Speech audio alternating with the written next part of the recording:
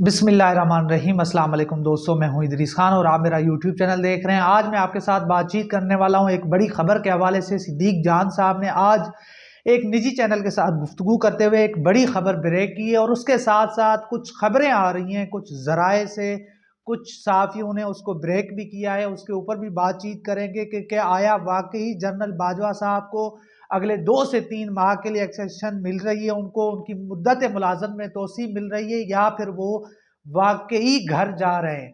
यानी कि वो कहते हैं कि जी का जाना ठहर गया है या फिर नहीं। इस हवाले से भी जो है शहर इक़्तिदार में बड़ी खबरें ज़ेर गर्दिश हैं। कुछ लोग कह रहे हैं कि जी जनरल बाजवा साहब ने हतमी फैसला कर लिया है कि अब वो चले जाएंगे, और कुछ खबरें आ रही हैं कि जी जनरल बाजवा साहब अभी भी वो रहना चाहते हैं, अभी भी वो जो है अपना रहेंगे। और उसके साथ साथ जनरल आसिम नसीर, जो आसिम बाजवा साहब हैं, मेरे ख्याल में उनके हवाले से भी खबरें आ रही हैं कि जिस तरह से परवेज मुशर्रफ साहब के दौर में परवेज कियानी साहब चीफ ऑफ वाइस आर्मी थे, जो है चीफ ऑफ आर्मी थे, तो इसी तरह जो है आसिम मुनीर साहब भी उनके वाइस जो है चीफ ऑफ आर्मी होंगे। तो इसके साथ साथ अब देखना होगा कि ये मामलात किस तरफ जाते हैं। और ये भी खबरें आ रही हैं कि जी इमरान खान साहब, शहबाज शरीफ साहब, जनरल बाजवा साहब और नवाज शरीफ साहब इस हवाले से एक पेज के ऊपर है, और ये एक पेज के ऊपर कैसे आए इसके ऊपर भी बात करेंगे। और सबसे पहले हम बातचीत करते हैं कि आज सिद्दीक जान साहब ने जीएनएन के प्रोग्राम में काफ़ी चीज़ों से पर्दा उठाया है, और उनकी जो जो कल इमरान खान साहब से मुलाकात हुई, इस हवाले से भी उन्होंने बड़े इंकशाफात किए हैं। और इमरान खान साहब इस वक्त क्या सोच रहे हैं, इस हवाले से उन्होंने बहुत अहम खबरें दी हैं। सबसे पहले उन्होंने खबर दी कि इमरान खान साहब के पास ऑफ द रिकॉर्ड जो वो बातें कर रहे हैं वो बड़ी भयानक हैं, बहुत खौफनाक हैं। और वो कह रहे हैं कि जी मुझे सब पता है कि मेरी हुकूमत के दौरान कौन किससे मिल रहा था, कौन किससे मुलाकातें कर रहा था, कौन किससे प्रॉपर्टी यानी कि किससे प्लाट्स ले रहा था, किससे पैसे ले रहा था, कौन किससे डीलें कर रहा था। और उसके साथ साथ सिद्दीक जान साहब का कहना है कि अलीम खान से कौन कौन जो है प्लाटें ले रहा था, उनसे घर ले रहा था। ये बड़ी अहम बात है कि अलीम खान से आखिर कौन वो लोग थे जो उनसे प्लाट्स ले रहे थे, उनसे घर ले रहे थे, उनसे इस तरह की चीज़ें ले रहे थे। और उसके साथ साथ ये भी बात इमरान खान साहब ने कहा कि जी मेरी हुकूमत को जो सबसे ज़्यादा जिस मामले ने ख़राब किया वो प्रॉपर्टी थे, यानी कि उनकी हुकूमत ख़त्म करने में प्रॉपर्टी डीलरों का बड़ा हाथ था। और इसके साथ साथ उन्होंने कहा कि ये जो उस्मान बुज़दार के हवाले से हर 1 महीने बाद, हर 2 महीने बाद एक बात आ जाती थी कि उनको हटाया जाए, उनको वज़ारत आला से निकाला जाए। तो उन्होंने कहा कि इस हवाले से भी जो सबसे बड़ा प्रेशर था, जो अहम हलकों का प्रेशर था, उनकी तरफ से कोई एक तरह की बात नहीं की जाती थी, बल्कि वो डायरेक्ट कहते थे कि उस्मान बुज़दार को हटाकर अलीम खान को लाया जाए। तो उन्होंने कहा कि ये भी एक बड़ी एक तरह की साजिश थी, और इसके पीछे भी अलीम खान मुकम्मल तौर पर खड़े हुए थे। अलीम खान जो है उनके हवाले से उन्होंने बड़ी बातें की हैं। उन्होंने कहा कि वो सीएम पंजाब बनना चाहते थे, उनके कुछ मफादात थे, उनकी जो है अपना जो प्रॉपर्टी का काम है, उनकी कुछ हाउसिंग सोसाइटीज़ थे, तो उनका बड़ा किरदार था। और उसके साथ साथ उन्होंने कहा कि जी जो नज़ीर चौहान की जो एक प्रॉपर्टी थी जो बाद में 2 नंबर निकली, तो ये भी एक मेरी हुकूमत के हवाले में जो प्रेशर था, जो मामलात ख़राब आ रहे थे, ये भी उनका एक हिस्सा थी। उसके साथ साथ इमरान खान साहब ने कहा कि जो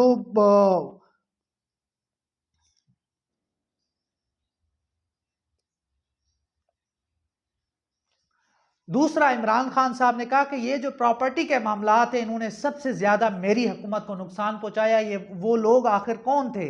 आखिर इमरान खान साहब किसी दिन बताएंगे कि कौन वो लोग थे जो उनके दौर हुकूमत में अलीम खान से प्लाट्स ले रहे थे, उनके साथ मुकाव कर रहे थे और उनके साथ बातचीत कर रहे थे। और वो कौन लोग थे जो अलीम खान को वजीर आला पंजाब बनवाना चाहते थे, मगर इमरान खान साहब डटे हुए थे। और इमरान खान साहब आखिर तक डटे रहे कि मैंने उनको वजीर आला पंजाब नहीं बनाना। और तब से वो मामलात ख़राब होते हैं। वो मामलात ख़राब होने के बाद वो अदम एतमाद पे जाते हैं। अदम एतमाद के बाद आपने देखा कि अलीम खान ने जिस तरह से जो है उस अदम एतमाद का उन्होंने जो है हिस्सा लिया, उसमें उस अदम एतमाद में उन्होंने जो है अपना नून लीग का साथ दिया, उन्होंने हमजा शहबाज के साथ खड़े हो गए और उसके साथ नज़ीर चौहान भी वो उसका हिस्सा थे और बाकी लोग भी उस जो है अपना साजिश का, उस रिजीम चेंज का हिस्सा थे।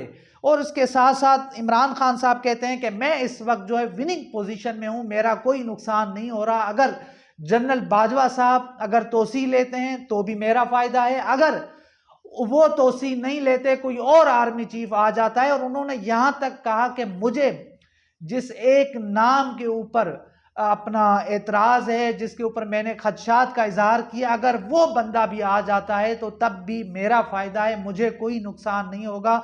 इमरान खान साहब कहते हैं कि अगर उस शख्स को भी आर्मी चीफ बनाया जाता है या किसी और को भी आर्मी चीफ बनाया जाता है, जो 4-5 नाम है, तो कम से कम वो जो इस वक्त जो एक अपना पॉलिसी है उसको लेकर नहीं चलेंगे, फिर उसके बाद मामला सेट होंगे, उसके बाद चीज़ें बेहतर होंगी। तो उन्होंने कहा कि मैं फिर भी जो है मेरी जीत है, मेरी कोई नाकामी नहीं है, मेरी कोई हार नहीं है। उसके साथ साथ उन्होंने कहा, एक बड़ा इंकशाफ किया इमरान खान साहब ने कि ये जो मुक्तदर हल्के थे, अहम हल्के थे, वो नहीं चाहते थे ईवीएम के जरिए इलेक्शन हो। उन्होंने ईवीएम की बहुत ज्यादा मुखालफत की और यहां तक कि चीफ इलेक्शन कमिश्नर ने कहा कि जी ईवीएम नहीं चाहिए। तो उन्होंने कहा कि मैंने सोचा कि आखिर चीफ इलेक्शन कमिश्नर का काम तो नहीं है कि वो ये कहें कि जी हमें ईवीएम चाहिए या फिर नहीं चाहिए, उनका काम है इलेक्शन करवाना। हुकूमत का काम है कि वो पॉलिसी लेकर आए, वो कानून में तरमीम हमने कर ली, हमने कानून बना दिया, तो उसके बाद वो क्यों एतराज कर रहे थे, वो क्यों सवालात उठा रहे थे, वो क्यों नहीं इस चीज को मान रहे। तो उन्होंने कहा कि जब मैंने इसका पता लगाया, जब मैंने इसके ऊपर बातचीत की, जब मैंने जो आईबीए है उनसे, जो एक इदारा है उनसे जब मैंने पूछा, तो उसके बाद मुझे पता चला कि इसके पीछे भी वो ताकतवर हल्के थे, वो नहीं चाहते थे कि ईवीएम के जरिए इलेक्शन हो और मुझे जो है 2/3 अक्सरियत या जो है एक साफ शफाफ इलेक्शन हो। तो उसके बाद जो है इमरान खान साहब, दूसरी बात यह है कि सिद्दीक जान साहब ने कहा कि जब उनसे सवाल हुआ तो उन्होंने उस सवाल के जवाब में कहा कि अगर लॉन्ग मार्च होता है तो उसके नतीजे में इमरान खान साहब को कभी भी इलेक्शन की तारीख नहीं मिलेगी।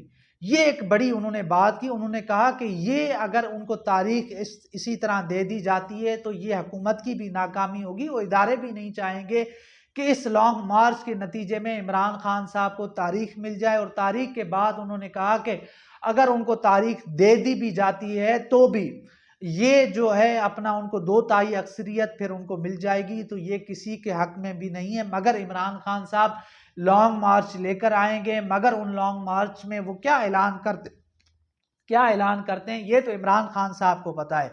मगर सिद्दीक जान साहब ने कहा कि मेरी जो खबर है या मेरा जो तज्जिया है वो ये कहता है कि इमरान खान साहब को इन लॉन्ग मार्च के जरिए कभी भी तारीख नहीं मिलेगी।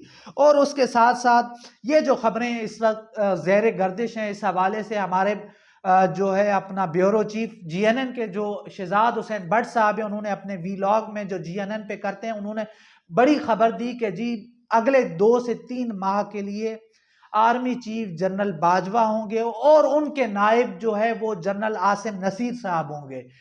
तो उन्होंने कहा कि इस बात के ऊपर इमरान खान साहब भी राजी हैं, शहबाज शरीफ साहब भी राजी हैं, नवाज शरीफ साहब भी राजी हैं और जनरल बाजवा साहब भी राजी हैं। और जनरल बाजवा साहब नहीं चाहते कि उनको तोसी मिले, उनको एक्सटेंशन मिले, मगर सियासतदानों के बहुत ज़्यादा पुरस्रार अपना जोर के ऊपर, उनकी ख्वाहिश के ऊपर वो इसके ऊपर राजी हुए हैं। वो 2 से 3 माह के लिए बतौर चीफ के तौर पर काम करेंगे, उसके बाद वो रिटायर हो जाएंगे और उसके बाद हो सकता है कि जिसका भी नंबर पहला होगा, साहिर शमशाद साहब हों या बाकी लोग हों, उनमें से किसी एक को आर्मी चीफ बनाया जाएगा। मगर अभी तक जो खबरें आ रही हैं, जो अभी तक यही है कि अगले जो आर्मी चीफ हैं उसका अभी तक कोई ऐलान नहीं हुआ, कोई बाज़ाब्ता तौर पे अभी कोई फैसला नहीं हुआ। अभी एक ही फैसला हुआ है कि जी जनरल बाजवा साहब को तोसी मिलने जा रही है और आगे वही आर्मी चीफ होंगे। तो अब देखना होगा कि ये मामलात किस तरफ जाते हैं। इमरान खान साहब तो इस वक्त बहुत ज़्यादा गुस्से में हैं, बहुत ज़्यादा एग्रेसिव वो हैं। इस वक्त हर चीज़ को वो लेकर चल रहे हैं। अगर अगला आर्मी चीफ भी आएगा तो वो भी देखेगा कि जिस तरह से इमरान खान साहब बातें कर रहे हैं, जिस तरह के सवालात उठा रहे हैं, जिस तरह से मामलात को लेकर चल रहे हैं, तो वो उनके जहन में भी होंगे और मुझे नहीं लगता कि वो इसी तरह मामलात को छोड़ेंगे और इमरान खान साहब की तकरीरों को और जिस तरह के वो सवालात उठा रहे हैं तो उसी को देखकर वो अपने फैसला जात करेंगे।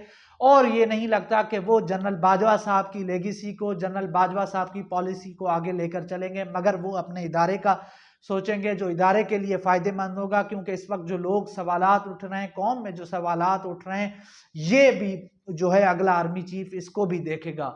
तो अब हम देखेंगे कि आने वाले दिनों में क्या मामलात होते हैं, कि आया कि वाकई इमरान खान साहब की हुकूमत को प्रॉपर्टी डीलों ने नुकसान उनकी वजह से उनकी हुकूमत जो है चली गई थी, या फिर ये मामलात कोई और रुख इख्तियार करते हैं। तो जो भी खबर होगी, जो भी अपडेट होगी, मैं आपके साथ ज़रूर शेयर करूंगा। तब तक के लिए अल्लाह हाफिज़।